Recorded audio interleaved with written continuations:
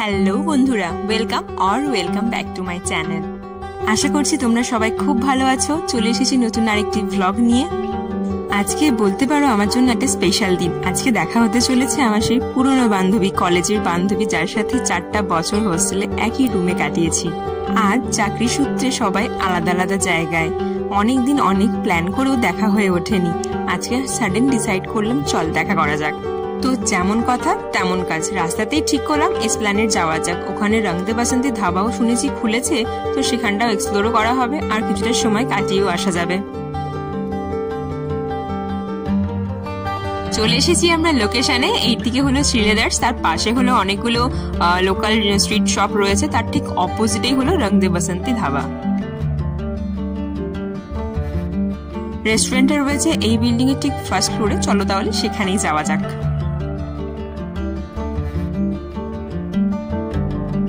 এন্ট্রান্সটা ঠিক এইরকম, ভেতরে ঢুকতেই তোমরা দেখতে পাবে সামনেই একটা বার রয়েছে।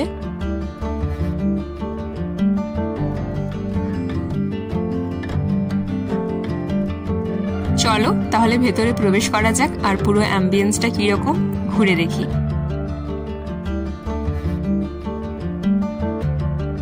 ঢুকতেই নজরে পড়লো আচারের বয়ান রয়েছে, যেগুলো দিয়ে কিন্তু এখানটা ডেকোরেট করা রয়েছে। আর বাকি পুরো ডেকোরেশনটাও কিন্তু ভীষণ কালারফুল। এদের সিটিং এরিয়াটাও কিন্তু বেশ বড়।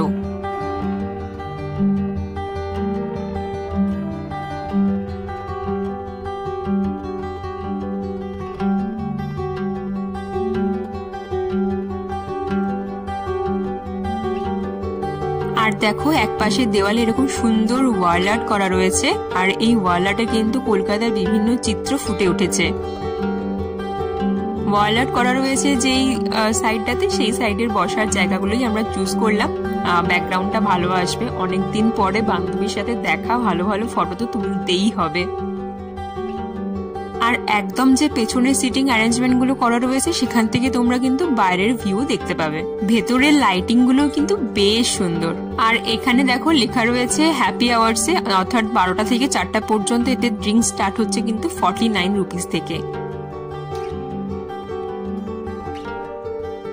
মেনু কার্ডটাতে একবার চোখ বুলিয়ে নাও তোমরা। দেখো প্রচুর অপশনস রয়েছে এখানে, ইন্ডিয়ান, চাইনিজ, বেভারেজেস, ডেজার্ট থেকে শুরু করে সমস্ত কিছু এখানে তোমরা পেয়ে যাবে। আর সবকিছুর দামই মোটামুটি পকেট ফ্রেন্ডলি কিন্তু।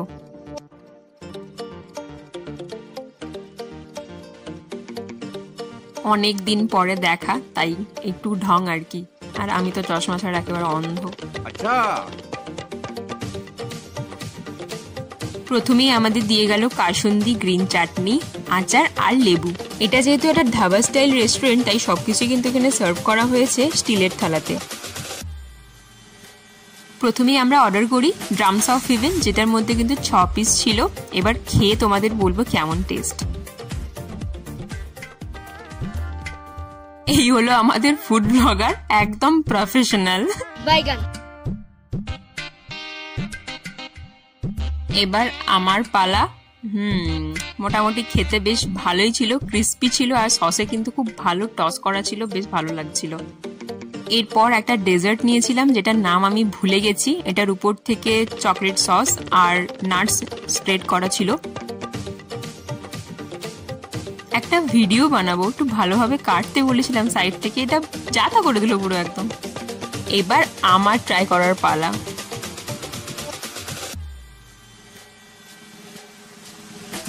একটু অ্যাস্থেটিক ভিডিও না হলে হয়। আর দেখো পেছন থেকে একটা চামচ আসছে হামলা করার জন্য। এবার খেয়ে দেখি কেমন লাগে। নাটস গুলোর জন্য কিন্তু বেশ ভালো লাগছে।